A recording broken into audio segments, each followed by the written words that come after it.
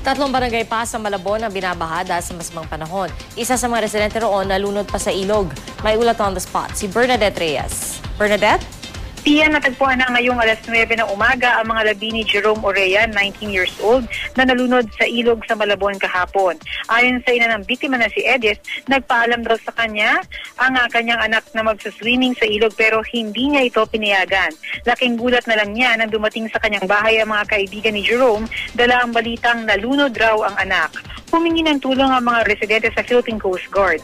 Kaninang alas 9 lang ng umaga natagpuan ang bangkay ni Jerome, hindi kalayuan sa lugar kung saan ito nalunod. Maaari raw na pinulikat ang biktima kaya kahit marunong lumangoy, nalunod pa rin.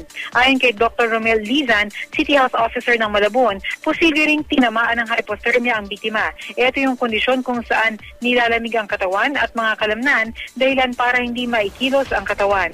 Kahit raw magagaling na mga swimmer, maaaring malunod kapag inabot ng pulikat sa tubig.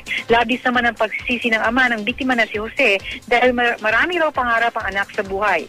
Samantala, 3 barangay na lang kabilang ang Santunan, Dampalit at Pangulo sa mga areas na baha pa rin hanggang ngayon pero hanggang 20 na lang ang tubig. 54 na pamilya na lang ang nasa evacuation center pa rin. Lahat ay nakabalik na sa kani-kanilang bahay. Tia? Maraming salamat, Bernadette Reyes.